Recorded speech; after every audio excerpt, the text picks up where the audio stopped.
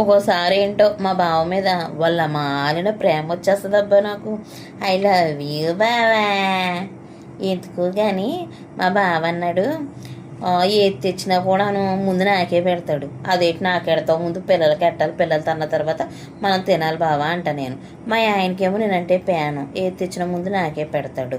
నాకేమో పిల్లలంటే ప్యాను, మా ఆయన అంటే ఇష్టం. మా ఆయనకేమో పిల్లలంటే ఇష్టం, నేనంటే ప్యాను, తెలుసా. అది మా ఆయన మాట్లాడితే అంటాడు, ఎప్పుడైనా సరే మన ఇద్దరమే కలిసి ఉండాలి, రేపొద్దున పిల్లలకు పెళ్ళి అయిన తర్వాత వాళ్ళ దాన్నాళ్ళు వెళ్ళిపోతారు, వాళ్ళ సంసారం వాళ్ళు చూసుకుంటారు, చచ్చే వరకు మన ఇద్దరమైనా పొట్టి కలిసి ఉండేది, ఎప్పుడు లైఫ్ లాంగ్ మన ఇద్దరికి ఒకరికొకరు తోడు ఉండాలి, కాబట్టి నిన్ను భద్రంగా చూసుకునే బాధ్యత నాది, అందుకే నేను జాగ్రత్తగా చూసుకుంటాను, నా ప్రాణం నువ్వు అంటాడు. అయ్య బాబాయ్, ఈ వయసులో అలా మాట్లాడేపటికి ఫ్లాట్ అయిపోయినబ్బా, నేను సిగ్గేసేసింది తెలుసా నాకు. అందుకే మా ఆయన అంటే కొంత ప్యాం పెరిగిపోయింది ఇవాళ నాకు ఎదుకోగానే.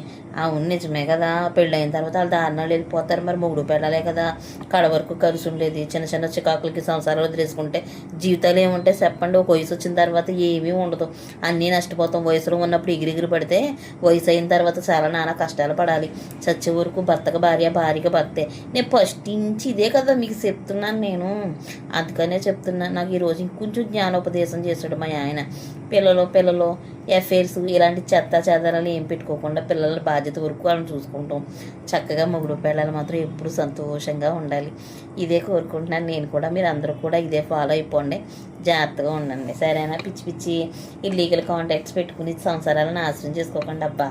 ఎప్పుడైనా సరే భార్యాభర్తలే కలిసి ఉండేది, కాటి వరకు కలిసి ఉండేది భార్యాభర్తలే, అర్థమైందా. ఐ లవ్ యూ బావా.